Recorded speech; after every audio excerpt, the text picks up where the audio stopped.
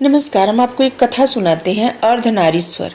भृंगी ऋषि अपनी भक्ति को दर्शाने के लिए शिव की परिक्रमा करना चाहते थे।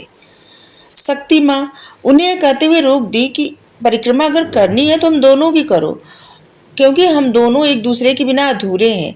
लेकिन भृंगी ऋषि जो है वो सिर्फ शिव जी की परिक्रमा करने का संकल्प ले रखे थे, और इस संकल्प को विफल करने के लिए शक्ति माता शिव जी के गोद में उनकी बाईं जांग पे जाके बैठ गई।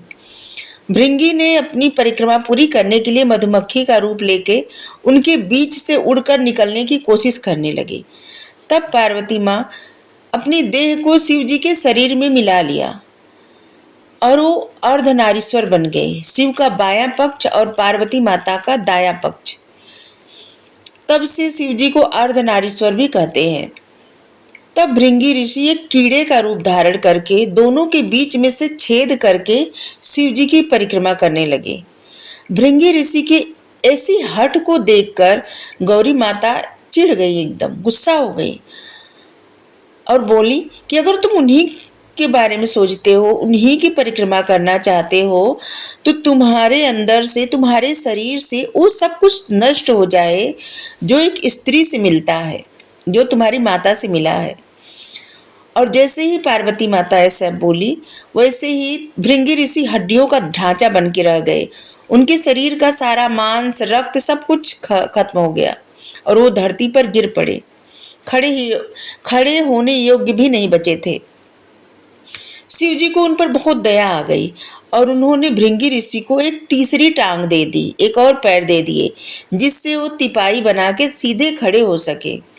इस तरह भृंगी ऋषि को देवता और देवी के इस पूरक संबंध का ज्ञान हुआ और उन्होंने माता से क्षमा मांगी और उनको समझ में आया कि नारी भी उतनी ही महत्वपूर्ण है जितने पुरुष। और तब उनको इस समझ में आया कि शिवजी पार्वती माँ एक दूसरे के बिना अधूरे हैं और वो एक दूसरे के ही पूरक है।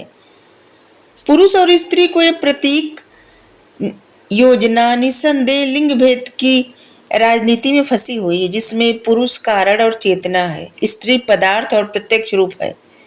यह बात पुरुष तत्व नारी तत्व के बारे में हमेशा सभी लोग जैसे झगड़े में पड़ते हैं, कौन मुख्य है कौन मुख्य नहीं है, किसका मान ज्यादा होना चाहिए, किसकी ज्यादा जरूरत है और कौन ज्यादा योग्य है, इस बारे में हमेशा लोग फंसे रहते हैं। लेकिन इस बात को समझ ही नहीं पाते कि दोनों एक दूसरे के बिना अधूरे हैं। Thank you so much. Radhe Radhe.